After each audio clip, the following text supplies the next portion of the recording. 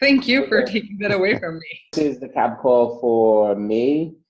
We have not had one in a while because we did it live in Philadelphia.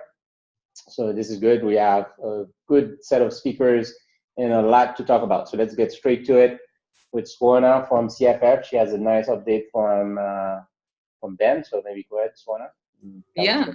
Welcome to GStack for becoming the brand new Cloud Foundry Foundation member. I'm kind of surprised that you're here and not on the member call. Well, you will hopefully join the member call in the next 30 minutes. Anyway, quick updates and run through. We are slowly starting off with the summit planning for the HOG. The call for papers ends on May 31st, so get your speaking proposals in. I know most of you are also working on travel arrangements and booking your travel and everything, so please make sure that you are there for the Contributor Summit, which is a Day Zero event on September 10th. Please don't miss that. I know it's a bit of a hassle to get in a day or a little ahead, but it will be extremely useful for all the contributors, yourself and the rest of the contributors if you're there. Chris spearheaded a major initiative from our side. So we started putting together this whole thing called quarterly release summary. I think Chip used to do that back in 2017 or something, as I heard from Altoro's folks. But we are restarting that starting this quarter in 2019. So every quarter we will publish a release roll-up kind of an update so that folks within and outside of our community can kind of take a look at all the things that you all do in our community. We also have a user survey that will close this 17th, this Friday. So if you are a user or if you know of a user or if you have a customer, please let them know. Please give them a gentle nudge. I also posted the survey link here, so if they don't have the link, please do share the link with them. We are trying to get as many folks to take the survey because that gives us a good sample size and good indicator of the data. I listed a couple of webinars, and if you have a blog post or anything, reach out to Caitlin for publishing your content on the Cloud Foundry website. And with that, if there are any questions, I'm here, but if there aren't, I'll pass it back to Max. Okay, excellent. Thank you, Swarna. No other questions. All right, cool. I guess I don't know if you mentioned when people would know that their talk got accepted. Is there a plan for that? The CFP notifications? Yeah, because I know it's Friday, the deadline, or at least it's coming up May 31st, and then you get the notifications of when? I will take a look at the timeline. I don't have it at the top of my head. Okay, that's fine. And also, when do we know the people that are running the different, I guess, sections or the chair? Yeah. The track chair notifications, I think, go out this week, and I think they will be announced early next week. The CFP notifications, so June 17th is currently the date listed here, at least on the website, as the date you will know if your talk got accepted or not. Excellent. Okay, very good. Because we plan to announce a schedule on the Thursday, June 20th. So before that, we usually send out all the session notifications, CFP notifications. Very cool. Excellent. Yep. Okay, I don't see any questions. I guess there's some people chatting, but I don't know if it's a question that needs to be. You can also post it in the chat. Yeah. I can answer even there. All right, see if you see anything. Okay, well, with that, Eric doesn't want to be in the same room as me, but he's right there. I saw him. Hey, Eric. Hey, Dr. Max. Yeah, hey, I'm just here in my workstation. Yeah, go ahead. I'd be happy to give some updates from the App Runtime PMC. We've had a couple of CF deployment major releases recently. Version 8 removed support for CF Linux FS2, and then we kind of rushed out to version 9 because of some issues associated to a Go Router CVE. So those relate to whether or not it trusts self-signed certificates. So certainly be aware of those as you are updating your CF deployment-based app runtime clusters. We've had some releases from some of the component teams as well. You know, the CLI most recently released version 6.44.1. In general, they've been improving support for operations with client credentials. I think they had a minor regression in .0 that prompted them to release .1 as a fast follow. Excitingly, Cloud Controller and the CAPI team have released initial support for running sidecars along your main applications. So we'll see a demo from Tim Downey and Scott from the CAPI team later today. But they're definitely seeking feedback on that functionality and thinking about next steps and refinements. Some other things you might want to be aware of. UAA released a new version of their Bosch release that has some breaking changes regarding TLS configuration. I think that's getting incorporated into CF deployment. So there might be a little bit of complexity there that I'm sure CF deployment will warn you about. But if you're consuming it via other means, you might want to be aware of those as well. The networking team is continuing work on dynamic egress as a more flexible replacement for app security groups. And then down in the container depths of the app runtime, I know Garden has released initial support for kind of better metrics around CPU usage for containers, and along with some CLI plugin tooling that helps app developers and operators get more information about that. So they're definitely looking for feedback on that. Excitingly, Garden Windows has announced support and compatibility for Diego cells that are based on Windows 2019, which is the next long-term support version of Windows.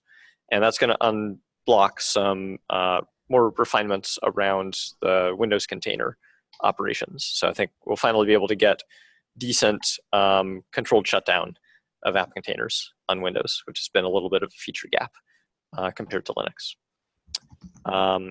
One thing that the Diego team has worked on is some refinements around how the Locket component consumes database connections. So it along with some of the other CF components, can be a little bit greedy about those database connections. And so there's some improved tuning on those that should let them drop those, especially if there's contention at the shared database. And then I know the Irene team has been working through some other milestones. They've been making some improvements to their initial version of running staging tasks natively on the backend Kubernetes cluster. And they're also completing their transition towards CF Linux FS3. That's, again, been a little bit complicated with how they run staging tasks. Excellent. Thank you, Eric. Very nice rundown. Any questions quickly, except about the sidecars, because you're going to see it later. Yeah. Any other questions to Eric? No? Okay, well, we move on to Bosch, and actually it's a great pleasure to welcome Mukesh. I'm hoping I'm pronouncing your name correctly. And I assume you're from Pivotal, right? Yes, I'm from Pivotal. Yes. So go ahead, you give us the update for Bosch. Sure. Yeah, so I'm Mukesh. I work at Pivotal, like Dr. Max said. I've been with Pivotal for about 3.5 years.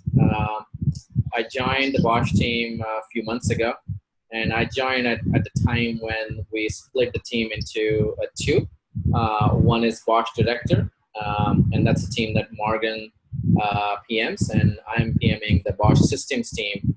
The Bosch Systems team looks at stem cells, DNS, and OSConf release. So Morgan is actually not here, so I'm going to fill in for him and share his update. All right. So on the director side, we released 269.01.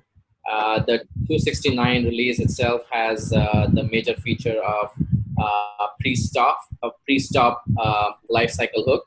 That's actually aimed at improving, how the drain happens. So, encourage you all to take a look at it.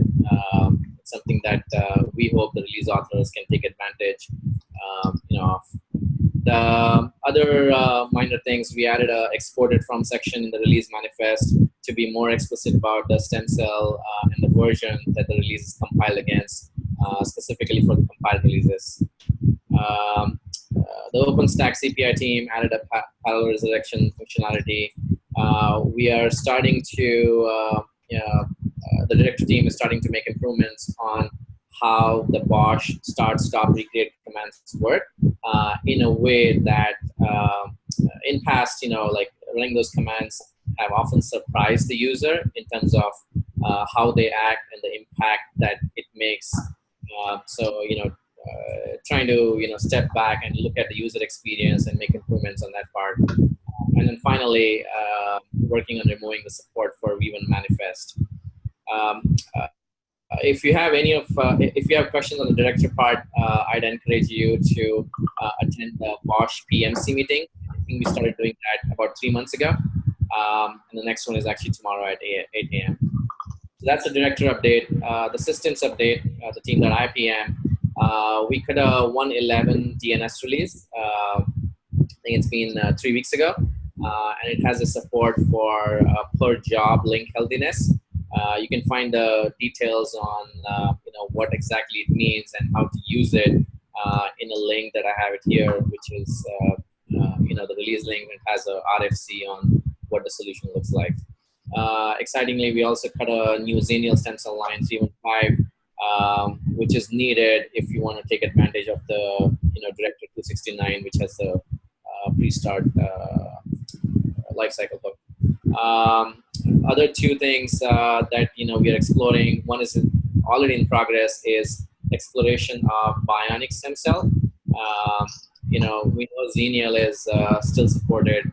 I think at least a couple years ago, like 2021. But we're just being looking at supporting bionic since that's been out for almost a year. And the last one. So we are trying to make the whole, getting the creds off VMs. And so one of the last cred that we actually have on the VM are the blob store credentials. And, our friends in CAPI did a similar exploration, and now they actually have a pre-signed URL for blob stores, which means there's no need for creds for agent or, on the VM to access the blob store. So that's something that we are actively exploring. And that's it for the Bosch update. Thank you. I think there's a couple of people that may want to go on mute. I think Marco, maybe Syed. I just put my boom down, and you're already trying to blame me. I wanted to ask Mukesh a question. I feel attacked. You don't know Marco, he's just joking. But yes, I'm just joking. I think it could be Syed, it could be some other people, but anyway. I was also on my mute. Dr. Max put me on the spot, but that's okay. Yes, this is the first time I joined the CAP call. No, but thank you for joining. Sure, Syed is actually offering manager at IBM. I'm picking on him too. It's because I'm looking at the board and I could see that some people were not muted. All right, so I think it's better now though. Thank you, Mukesh, for the update. Can I just mention that Yes. We're excited to be working with Mukesh pretty soon on bionic stem cells. Whoa. Because we are excited to get to OpenSSL 1.2 or whatever it is. 1.1. 1.1. Yeah, that thing that is better. So just wanted to throw that in there because I think we might be the first ones to actually try something courageous and dangerous. Like yesterday, we're doing trusted, but okay. Excellent. Any question for Bosch or Mukesh? No? Okay. Yeah, it could have been coming from the speaker's mic. So sorry about that.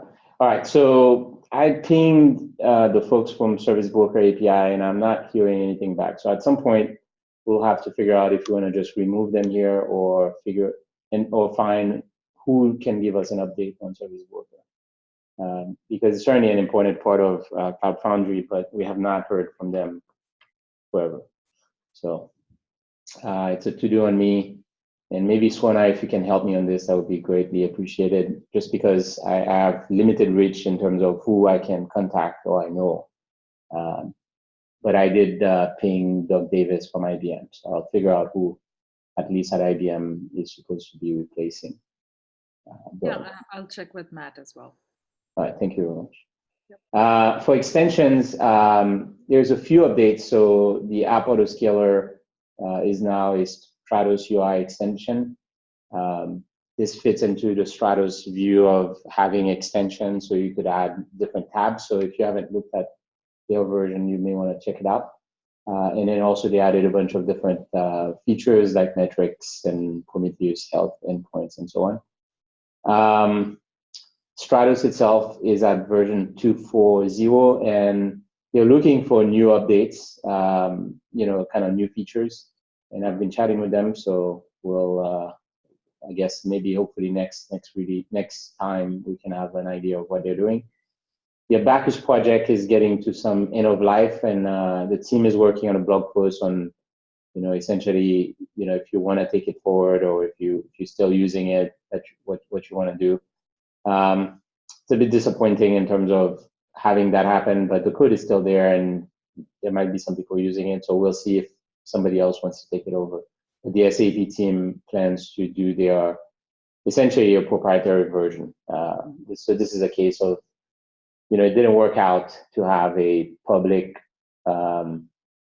project that did metering on Cloud Foundry, at least at this point. Maybe it will come up. And then other than that, the rest didn't have any updates. So that's where we are.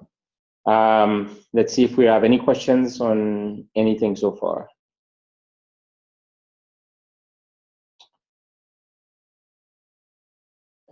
Okay, somebody pinged me from IBM and said, Doug telling me who I should ping next time. So, and I know who he is. So I will have somebody for next CAP update for Service Broker API at least. Okay, so I don't see any questions or comments. So we're gonna pass it to the 3 talks. Since the Comcast team has 2 talks together, let's put them towards the end so that way they can decide how they want to use the rest of their time. So we'll pass it to Tim Downey and Scott Cecil from Pivotal, who's gonna give us an update on sidecars for Cloud Foundry. So very excited. If you want to share your screen. Great. Yeah, thanks, Dr. Max. Hi, I'm Scott Cecil. I'm the CAPI PM from Pivotal, and I've been on CAPI for since the beginning of the year. Before that, I was working on build packs and CFDev and some other local dev tools. So we released sidecar support for maybe about 4 to 6 weeks ago, and it's an early alpha version of the feature. And really, with the reason we kind of focused on adding this type of functionality to the platform is we had a lot of users asking us if they could if they were able to run a process alongside their main application, but had the flexibility of deploying it independently, but also have the ability to communicate over under the same network namespace or share the same file system, and have something that's interdependent with the main web process or the main process that they're attaching to. So this really kind of fit in the sweet spot of sidecar support, and we're actually had some users who were switching off of the platform because they were unable to run their sidecar dependent apps on Cloud Foundry. And since we've released this feature, we've been happy to see that people are coming back and moving some of those workloads back onto Cloud Foundry, which is always good.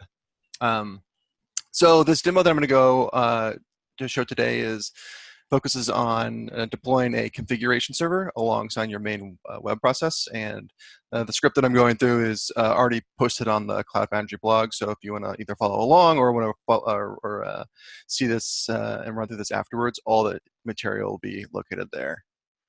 All right. So let me jump in here. So we'll start here. What we'll do is actually just create an app for this GitHub repo that I pulled in here. So this is just a, whoop, my bad. So if you go into here, can everyone see this all right? We have an application here that's just a basic Ruby Sinatra app that calls out to a separate config server that's a Go binary that is managed independently of the platform, but then we pull it into this app as a compiled Go binary that we can then include with our app and deploy it, and it runs independently as a sidecar. So first step here is I'm going to go through and create my application using the v3 create app CLI command. This will just create kind of the application on Cloud Foundry. And then, as you can see here, in the current stage of this application or of this feature, you are able to push the sidecar via the app manifest. So let me show you the manifest here that we're going to use. Move this out of the way. So you can see here, there's a subsection here called sidecars that allows you to name your sidecar, provide the name for it, and allows you to attach it to the specific processes that you want to run the sidecar along. And it has a start command for the sidecar itself. For this instance, we are communicating over a local host over port 8082 from the main web process out to the sidecar. So we have the config server port listed here as well as an environment variable. So if I go and now apply this manifest to the app that I just created, this will set up the sidecar and all the information that's defined in the app manifest. And now I will push the sidecar app bits to my CF. So as I wait for this to push, so we're also, since this is the early alpha version of this, we are starting to get some feedback from users, and also starting to look at what the next set of features will look like for this. So if you're interested in providing feedback on our current version of sidecars, or you have other use cases in the future that we don't support now that you want us to support, please reach out to me, or or just reach out to the CF or the CAPI Slack channel on CF. We're more than happy to talk with users or people in the community on how they'd like to see this feature evolve. But right now we're looking at things like independent resource management, making this deployable via build pack, potentially running this in a separate container. Right now it runs as in the same container as the main process, and also we're also looking at some other functionality as well. So cool. So now that this is started up, I can show you the sidecar running if I SSH into the container. If I look at all the processes, cool. So now you can see the sidecar running, and also the Ruby app itself.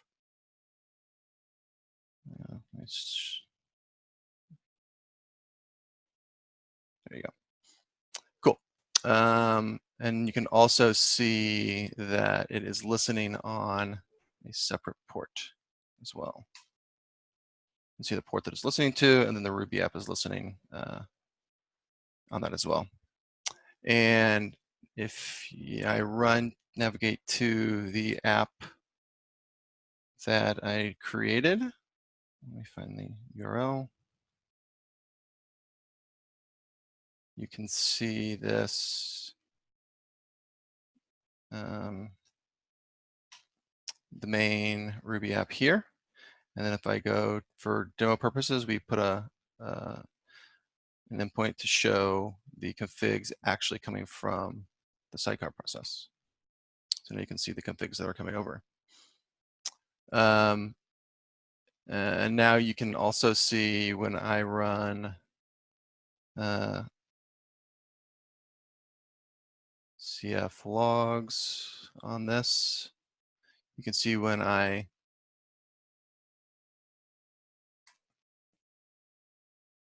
hit the app,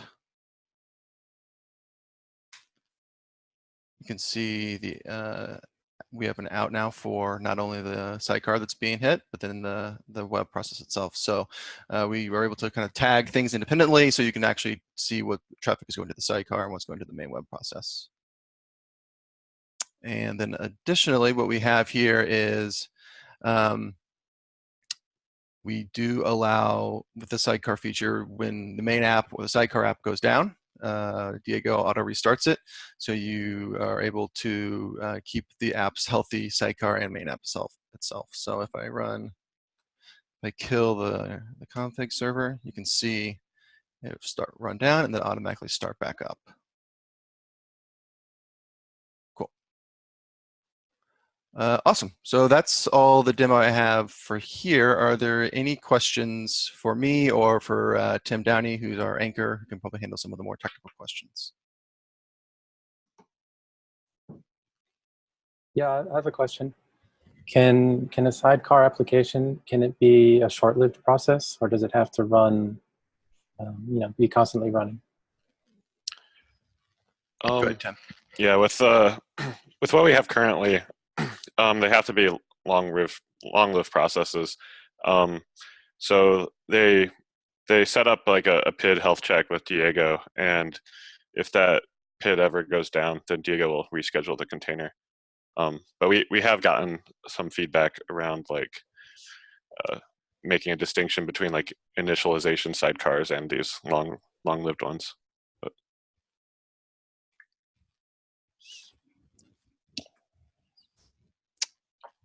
Awesome. Anything else?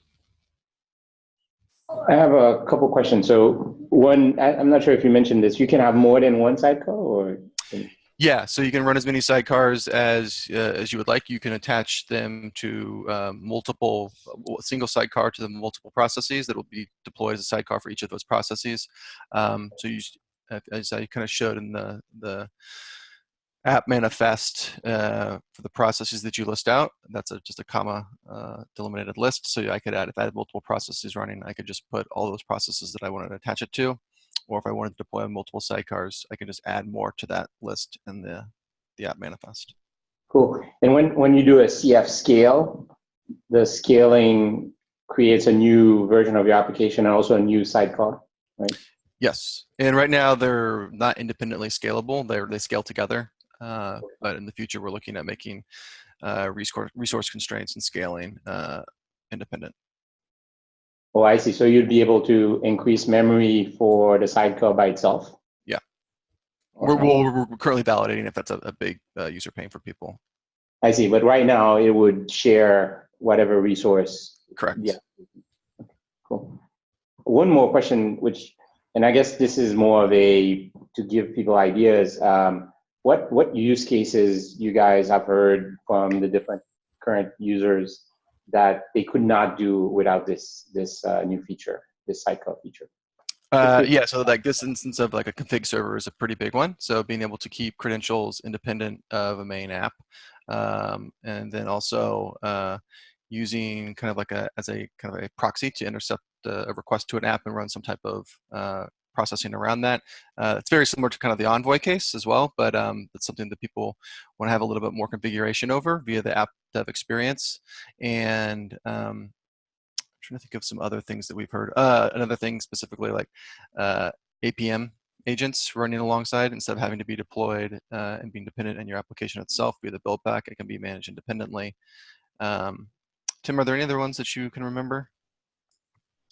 Those are the three big ones that I was thinking of. Definitely the config server one where folks would like not to have to make changes to their app code and just like slap on their binary across all their apps. That's a big use case. Cool. Excellent. I'm sure they'll grow because that community of sidecars and Kubernetes has been very vibrant, at least people using it, right? So that's good. So having this in Cloud Foundry is fantastic. Okay. A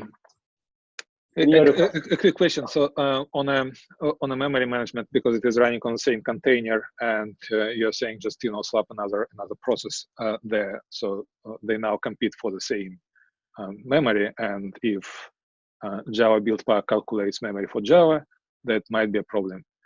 Do you think about the future, how to change that? Yeah, we're looking at making this deployable potentially in a standalone container for independent scaling, independent resource management, and also security reasons as well. Mm-hmm. There's people who want to have like strict isolation from the main web process for things like this for credential management, and things like that. So that's one of the ways we're looking at solving this. Yeah, and also having different build packs is is also convenience. Yeah. Right, cool. Thanks. Excellent.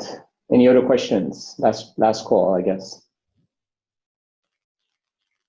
Okay, well, thank you, Tim and Scott. This was great. Short and sweet. Yep. Beautiful. Thank you so much. Yeah, cheers.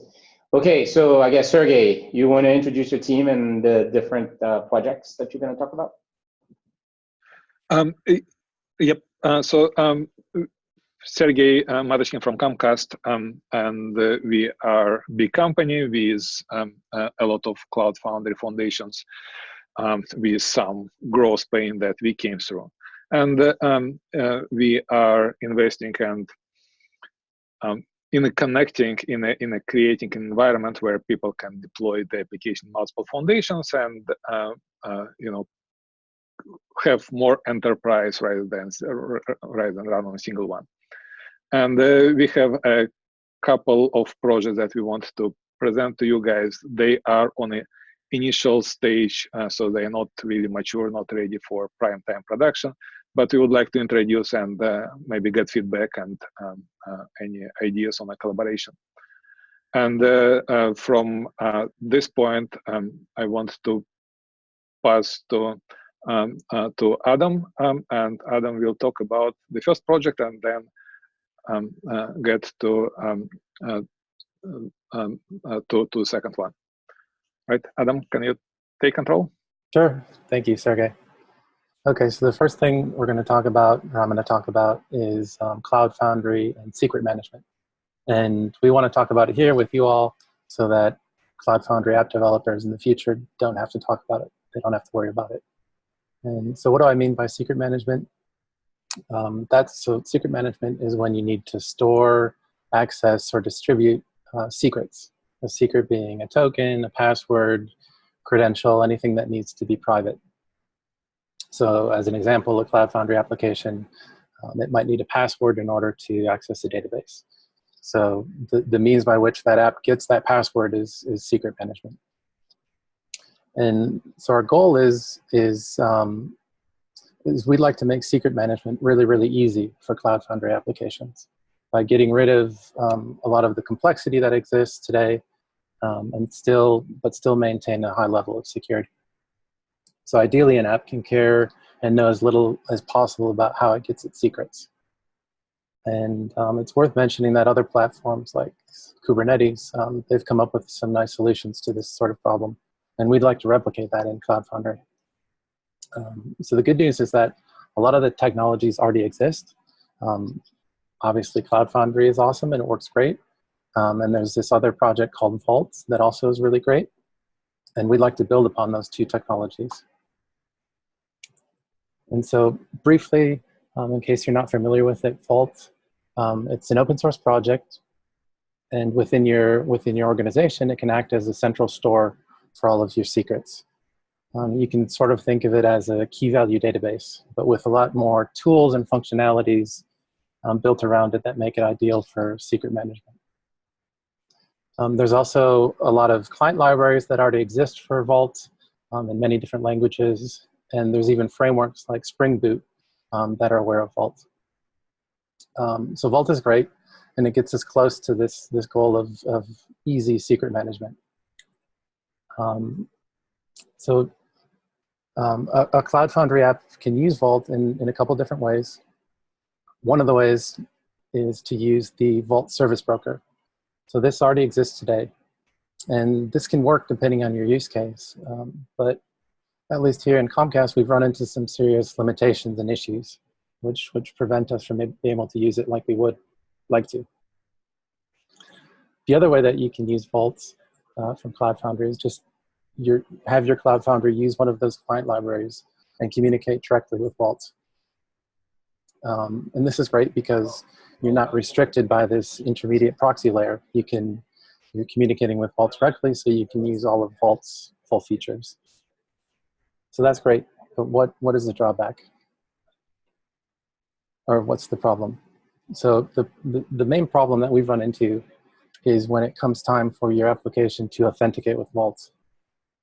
And if you think about it, when you need to authenticate with Vault, you need to give Vault a password in order to authenticate. But the whole point of authenticating with Vault and using Vault is to get all your passwords, so you can get into this sort of chicken and egg scenario, right? And there's ways around that. You can have whatever's deploying your app, maybe your CI/CD system. You can have it inject this initial token that it needs into your app, and then your app can, at startup, it can authenticate itself against Vault. But that's not great because you're sort of just shifting the problem downwards. Now, whatever's deploying your application, it needs to know about Vault, which isn't ideal because now it really knows more about the overall system than it should. And you have to extend security down to that level as well, right? Because if it has access to Vault, it has a high level of access. And so ideally, we'd like to use Vault, but we'd like to just get rid of this authentication problem. And this is really what we're trying to solve. And so like I mentioned before, there's other platforms have come up with some nice solutions to this problem. So let's take a look at the Kubernetes example. And so what they have is a Kubernetes Vault authentication method. And this is something that's built into Vault. And at a high level, the way that it works is that a trust relationship is established between the Kubernetes platform and Vault. And this is a one-time operation. But once that trust relationship has been established, then for an application running inside of that Kubernetes cluster, it's really easy to authenticate with Vault. An application will take a JWT token that's given to it automatically by Kubernetes and give that to Vault. And Vault, since this trust relationship has already been established, Vault can say, okay, I know that this JWT token is valid. I know that it's coming from this Kubernetes platform. And I also know, I know some things about this application. And so I can not only authenticate you, but I can apply these certain policies based on this knowledge that I have about the application.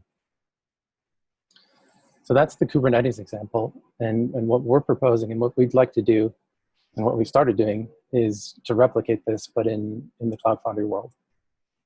And so what we're working on is a Cloud Foundry Vault authentication plugin. And at a high level, it's going to work in a really similar way. A trust relationship will be established between Cloud Foundry and Vault. That's a one-time thing that needs to get done. And once that's done, Cloud Foundry applications can then use these certificates that Cloud Foundry provides it. It can use those certificates, present a JWT token to Vault, and then Vault, having established this trust relationship, can then authenticate the application. So from an applications perspective, this is great, right? This is almost a keyless system. It makes it easy and secure for applications to use Vault. So now I'm going to exit out of this, and we can take a look at this repository where we've started work on this project. So excuse me here while I switch screens.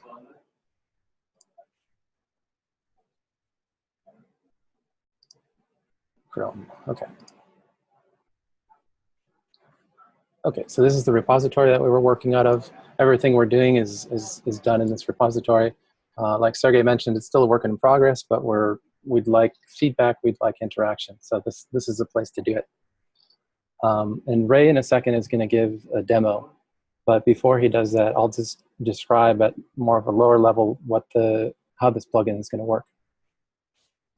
This is a diagram, and in the upper right-hand corner is Vault, and Vault has this really nice plugin architecture, and so that's really what we're building. We're building this Vault plugin for Cloud Foundry. So the artifact or the binary that gets built from this repository will run alongside Vault. And so down at the bottom is Cloud Foundry. There's really not much described here because all we care about is Cloud Foundry's certificate authority. And what happens is, as a one-time step, that certificate authority is given to the Vault plugin. So that establishes the trust relationship. And then from there, Cloud Foundry, using its instance identity mechanism, it drops these certificate pairs on each Cloud Foundry application's file system. And the interesting thing about these certificates is that they have embedded in them the application's org, space, and app GUIDs. So we can use that information later on when they authenticate. And from there, it's up to the Cloud Foundry application to create a JWT token using these certificate pairs. And once it's got that token, it gives that token to Vault. Vault then delegates that request to our plugin, and then the plugin validates that that's a correct, valid token that it trusts. So then it can authenticate the application. And then on top of that, it looks at these certificate attributes, and it can apply policies to that application. So it can prevent it or grant it access to certain secrets within Vault. And now that I think about it, the creation of this JWT token, that might be a good use case for a sidecar. So tie it back to the previous presentation. Okay, so that's all I have. I'm going to pass it over to Ray, and Ray's going to do a quick demo of this in action. Awesome. Thanks, Adam. While Ray is preparing, so it is essentially how we can get rid completely out of secrets and not have any secrets anywhere. Instead, rely on a trust relationship and policies. So just completely replace secret from a developer's hands. Thanks, Sergey. So just to introduce myself a little bit, I'm Ray Harrison. I am part of enterprise architecture on one of Comcast's, Comcast's only data vertical. So we're focused in a variety of spaces. One of them is Cloud Foundry. I'm actually pretty new to Cloud Foundry, to be honest, but that makes it fun. The ecosystem that we work in as users of Cloud Foundry is pretty broad. So we have Amazon footprints, we have on-premise footprints. We're big, we're big data focused. So we have a lot of Hadoop ecosystems. We have a lot of machine learning components. We do a lot of that work out on Amazon as well. So we're straddling these environments. And one of the tie-ins here is that we have interesting security opportunities and challenges. And already a lot of the teams are using JWT tokens to do work with varying security frameworks that we've got here in Comcast. And this really lets us take it to the next level a little bit. So we're able to use industry standard JWT tokens, industry standard frameworks and environments like Cloud Foundry and as Adam mentioned as well, we can also use Vault not only with Cloud Foundry but with our Kubernetes ecosystem and everything. So we've got a lot of challenges. The work that we're doing here really is to help make it less painful for us, and we hope that this is helpful to others. And we really want feedback from folks. We want the best brains and folks on the planet to come in and help us out with this. So we're out at the same location that Adam was just pointing to out in GitHub. In a branch called POC. It is very, very early days. The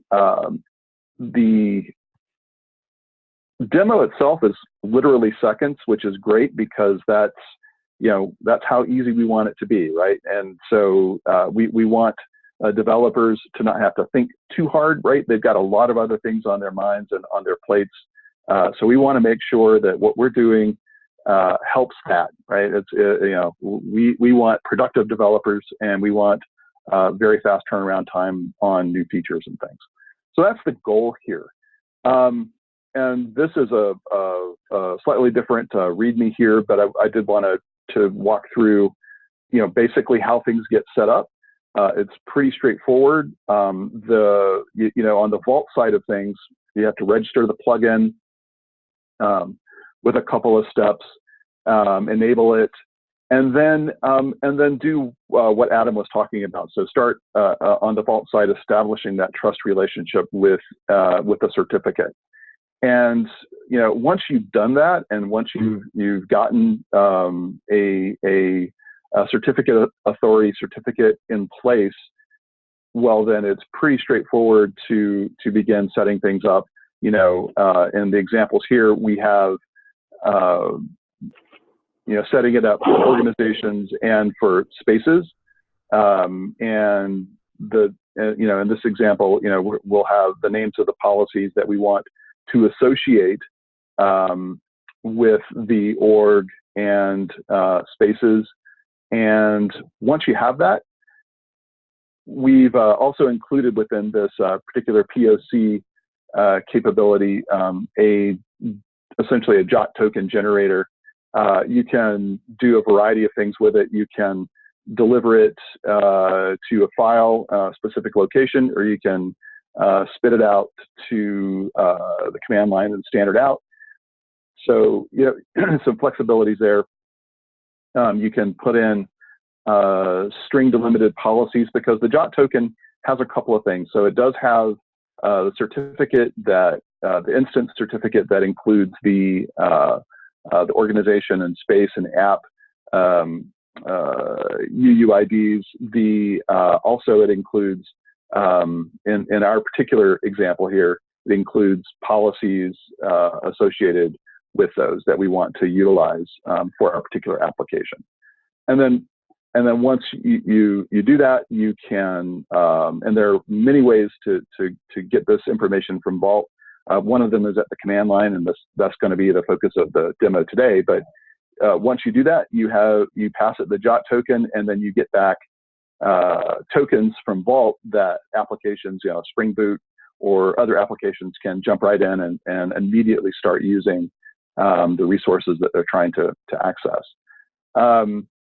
Demo today, just real quickly, is based on kind of a local development. It's some internal logistics we're working through to get Vault and our development environment set up so we can do it directly from Cloud Foundry. But nonetheless, it's pretty straightforward.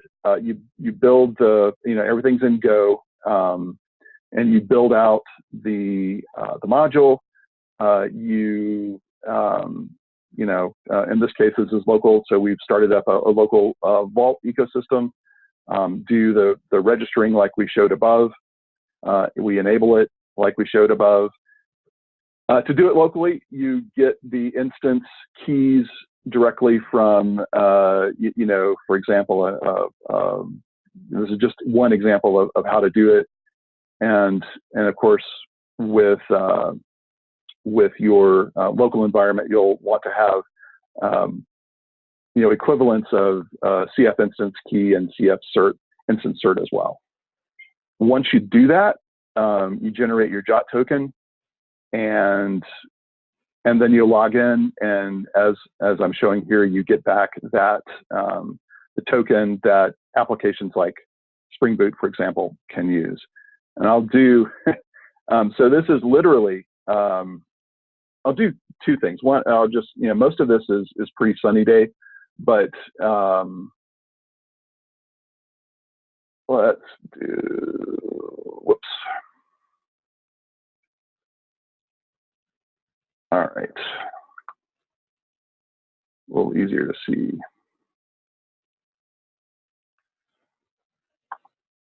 So this was a JOT, just to show you sort of a failure path first. This is a JOT token that was created with policies that aren't actually connected to the app, the org, and the space. And so what it will return, just as an error, is that the policy that you're trying to associate isn't found. But that's okay. We've got one with the correct policies, and boom, it comes back with the token. And again, in the real world, this would be, available from within, Spring Boot, for example, and then Vault allows, for example, a REST API that can do the same call and bring it back in for going on your merry way. And that is the demo. Again, it's very, very early days. The code is out there. Please go out, take a look, interact with us. We're fully engaged, ready to help, and we're ready for you to help us too. So thank you very much. Okay, thanks, Ray. I don't think we have too much time for questions because there's another talk. So I guess, Sergey, you want to have that second one? Yeah, so time-wise, we might do the second portion next CAB because we sort of run out of time. You want to do that instead? Try to. I mean, how much? We have 7 minutes or 6 minutes. Yeah. If there are questions on this portion, let's better focus on this. I don't see any questions. I had one question, but let's see if other people have. No. I think my main question is whether or not you guys looked into the service broker. I think there's been a couple service brokers for Vault or Cloud Foundry, and I don't think it solves the same exact problem as you guys are trying to do with keyless entry. But I know that Stuck and Wayne and a few other people have, discussed this problem of, using and figuring it out.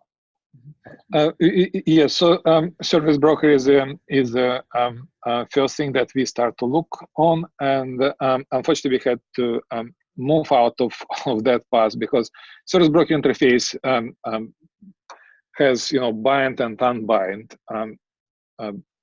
calls, and these are the only time when we can generate and pass credentials to the application, right? And bind and unbind usually happening when you first deploy the application, you bind it, and you unbind when you delete the application. So there is no way in a service broker API to actually have key rotations, right? And also the secrets are passed to applications through environment variables, and again, environment variables are static. They cannot be modified. They can be rotated. So once process is started, the process reads that environment variable. There is no way to update in the flight. So these are the security rotation is one limitation, and how secrets are passed. And so at the end, somebody can take that secrets and use it outside of Cloud Foundry, and that's what we don't want to have. Okay. And the second is how to manage policies. We want to not just to have a small sandbox for each application for the secrets. We want to have application to be able to access all Vault capabilities, including access to databases through Vault. That also not something that can be easily addressed through service broker.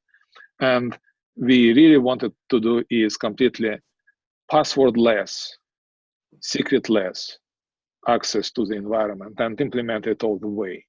And secret management like Vault is a good place for it. It just needs ability to wire to Cloud Foundry properly. And we just took an example from Kubernetes because that wiring to Kubernetes already exists and it is awesome. So we wanted to replicate the very same developer's experience on Cloud Foundry. And service broker is not exactly the same developer experience. That's why we took a different path. Sure. Let's see if there's any other questions. You may want to look into service keys because you can generate new keys to service brokers. I'm not trying to say this is, you should look into service broker more, but it's just that there is a way for you to generate new keys in service brokers. Mm-hmm. Just want to say from MySQL. Yeah, and cool. this is a good point. And what we actually are trying to do is to communicate also with the service brokers team and see what kind of new features is good to have in a service broker. Still, environment variables are static, and example is to have that secrets not in environment keys but in the files. That might be progress, and when that files can be updated and rotated. So there are definitely room for improvement, and I'm not saying that service broker is not the right thing to do. It is in the longer run, but it might require some additional enhancements. Okay. Yeah. So we're running out of time. I mean, can you introduce the next talk so that way people know about it, and then maybe I can get some feedback, because we have kind of a tight schedule for the next one. So maybe we might have to. Yeah. So let's do the next talk maybe on the next CAB meeting, and the next project was is about DNS management, specifically how to manage DNS across multiple foundations, because Cloud Foundry has ability. You can use wildcard DNS and wildcard SSL certificate points to a single foundation. It works great, but when the organization is growing and there are more Cloud Foundry sites, we want somehow more active DNS management to handle application to make them more portable. And second project that we wanted to introduce, we'll do it next time, is about leveraging external DNS, which is a Kubernetes also incubator project, to wire it to Cloud Foundry and make Cloud Foundry be also part of that ecosystem. Okay, thank you, Sergey. We're out of time, so we're looking forward to that next talk, and then we'll try to manage the time this time. And then, of course, if anybody else have a talk, ping me, and then let's see if we can schedule it.